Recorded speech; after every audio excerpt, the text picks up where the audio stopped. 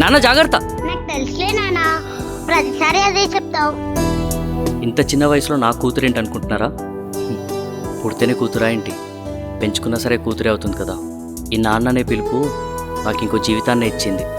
నేను కోరుకున్న ప్రేమ నన్ను ప్రేమికుడిని చేయలేదు, కానీ ఒక ఆడపిల్లకి తండ్రిని చేసింది.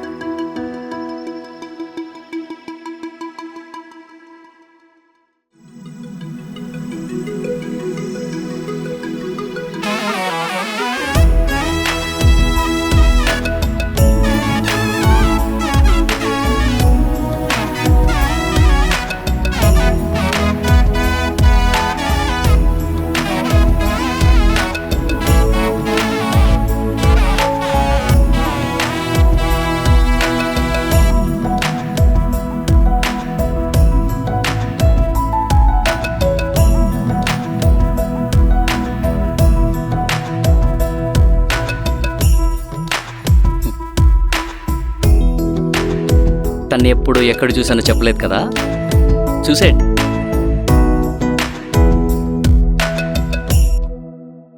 పందిలా పడున్నాడు కదా, ఆడే నా బెస్ట్ ఫ్రెండ్. తాగి పడిపోలేదండి వాడు, ఎవడో కారుతో గుద్దేసిపోయాడు. ఆడికి జరిగిన యాక్సిడెంట్ నా లవ్కి రూట్ వేసింది. నా దేవతను చూసింది వీడి వల్లే. ప్రమాదం కూడా బాగుంటుందని అప్పుడే తెలిసింది.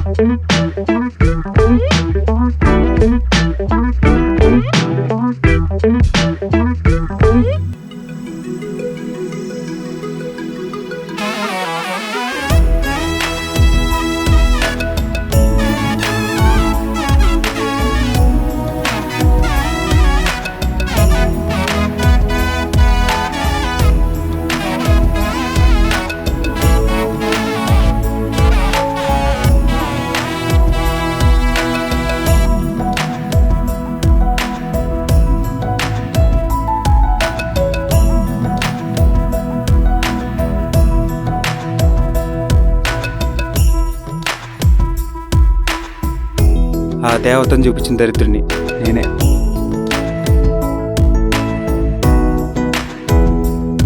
మార్నింగ్ తన టెంపుల్కి వచ్చిందిరా. దర్శనానికి వచ్చిన దేవతలా ఉంది మా. సంవత్సరం నుంచి సొల్లు చెప్తున్నావు కానీ సొల్యూషన్ మాత్రం కనపడలేదు. రే, ఇలాంటి విషయాల్లో తొందర పడకూడదురా, ఆచి తూచి అడిగేయాలి. నాకు యాక్సిడెంట్ అయ్యి సంవత్సరం అయింది. ఇప్పటికీ 2 యాక్సిడెంట్లే రికవర్ కూడా అయ్యా. నువ్వు మాత్రం ఒక్కసారి కూడా తనతో మాట్లాడలేదురా. చెప్పినంత ఈజీ కాదురా ఇష్టాన్ని బయటికి చెప్పడం అంటే. నిజమే మావా, ఫ్రెండ్షిప్ చేసినంత ఈజీ కాదు ఫ్రెండ్ గారు చెప్పే సొల్లు వినడం. తను పడ్డాక చెప్తాను రా మీ సంగతి. సర్లే కానీ బిస్కెట్ తీసుకో మావా.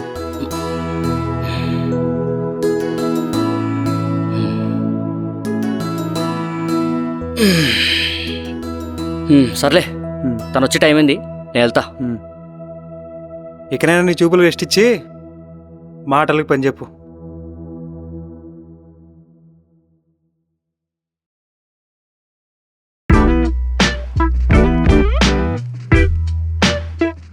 ఒక బింగో ఇవ్వరా?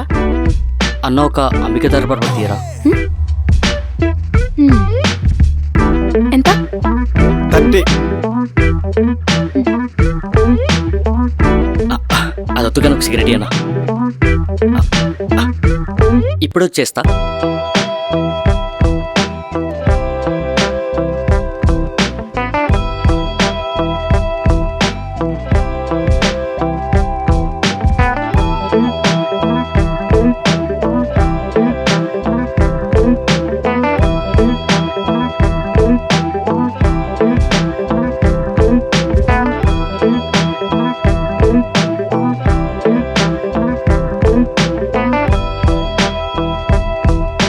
ఎవరండి? అది గురుమూర్తి గారు ఇదేనండి? కాదే. సారీ, గురుమూర్తి కాదు. శివశంకర్ వరప్రసాద్ గారు ఇదేనా? కాదండి. కాదా? ఇది రోడ్ నెంబర్ 6 కదా? కాదు, 7. ఓహ్ 7ఆ? అయితే పక్కకి వెళ్ళాలనుకుంటా. ఓకే అండి, థ్యాంక్ యూ. ఓకే.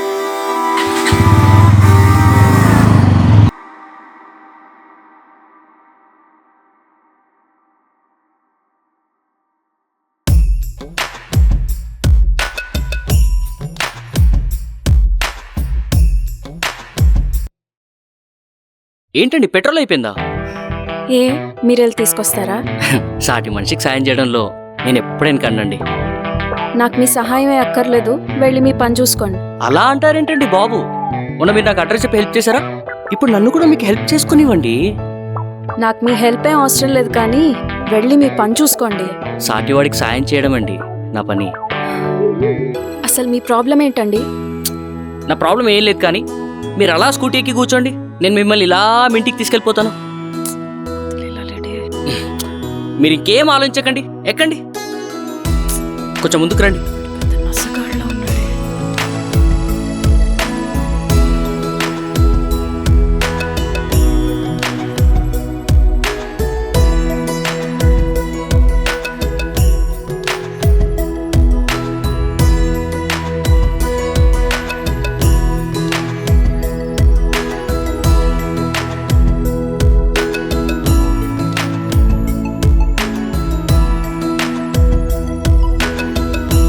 మీరు నాకు హెల్ప్ చేశారు కాబట్టి మీ మంచి కోర ఒక విషయం చెప్దాం అనుకుంటున్నా. చెప్పండి. మీరు నన్ను 1 yearగా ఫాలో అవుతున్నారని నాకు తెలుసు. మీరింకా తిరగడం ఆపేయండి, మీకే టైం వేస్ట్. థ్యాంక్స్ అండి బాబు. ఈ విషయం మీకు ఇంకెలా చెప్పాలని పిచ్చెక్కిపోతున్నాను. అయితే రేపటి నుంచి ఇంకా రాంగ్ అడ్రస్కి వెళ్ళాల్సిన పని లేదన్నమాట. డైరెక్ట్గా మీ దగ్గరికి వచ్చేయచ్చు.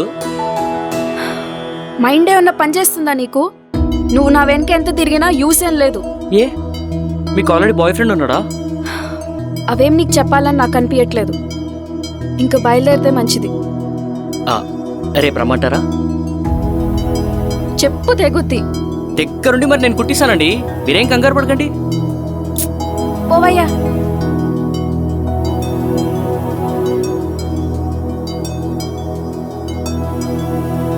కొన్ని నిజాలు నమ్మకపోతేనే మంచిది. నమ్మితే ఒంటరి వాళ్ళం అయిపోతాం. ఆ రోజు నేను చేసిన తప్పదే.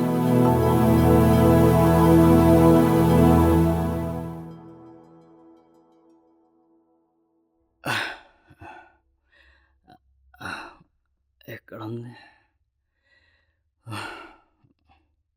ఏంటి ఈ టైంలో వచ్చావు?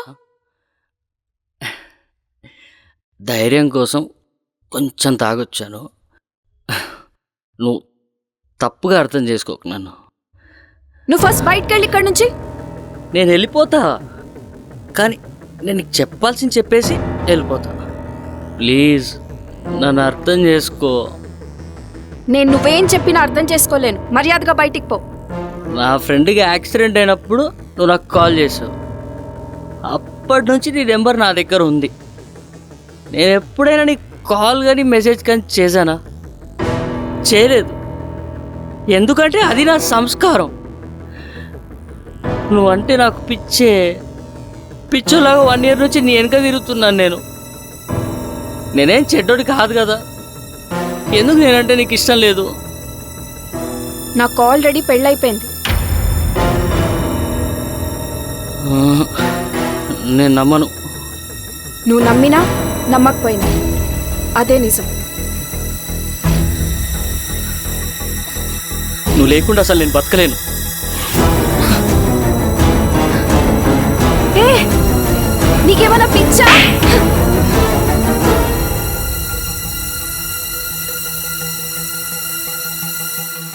తన పేరు అరవింద్.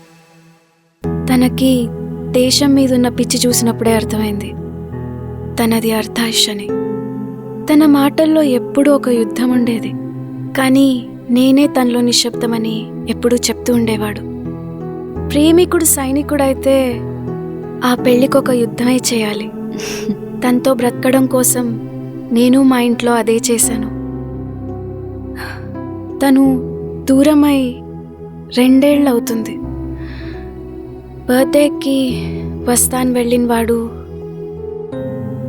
డెడ్ బాడీగా తిరిగొచ్చాడు. కానీ జీవితానికి సరిపడా ప్రేమనిచ్చి వెళ్ళాడు. ఇవేంటో తెలుసా? చదువు.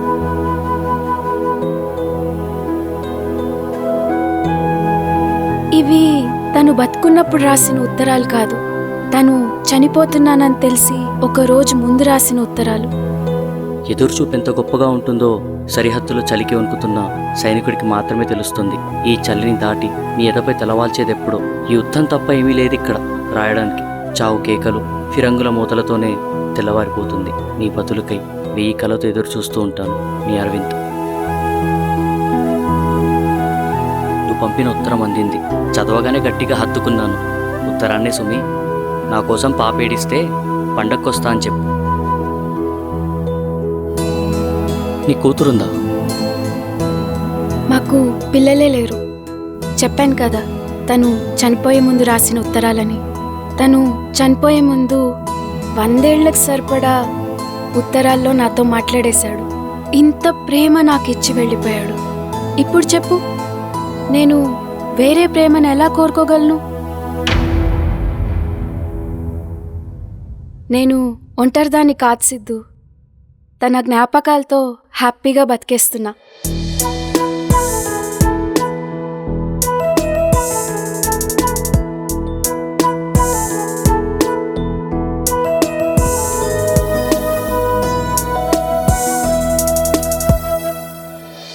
నాలో అణువణువు తనే ఉన్నాడు.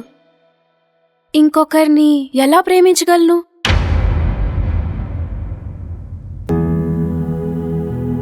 ఎన్ని వేల సార్లు తన ఉత్తరంలోని అక్షరాలు నా కన్నీటితో తడిశాయో, ఎన్నిసార్లు నా ముఖం చిరునవ్వుతో వెలిగిపోయిందో నాకు ఆ ఉత్తరాలకే తెలుసు. నేనింకా అరవింద్ భార్యనేనని చెప్పుకోవడానికి ఆ ఉత్తరాలే సాక్ష్యం. నన్ను నడిపిస్తున్న జ్ఞాపకాలవి. అంత ఈజీగా వదిలిపో. నేను బొట్టు పెట్టుకుంటే తనకి చాలా ఇష్టం సిద్ధు. తను చనిపోయే ముందు కూడా ఉత్తరంలో రాశాడు బొట్టు తీయొద్దని.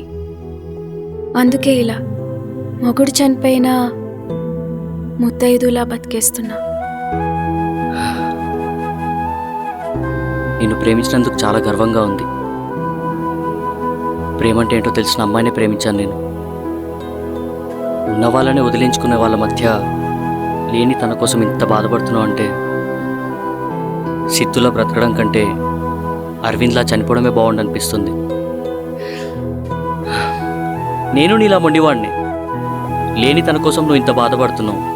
ఉన్న నువ్వు మారుతావనే ఆశతో నేను బతకగలను. నీకు తన మీద ప్రేమ చావదు, నాకు ఇంకోరి మీద ప్రేమ పుట్టదు. బాయ్.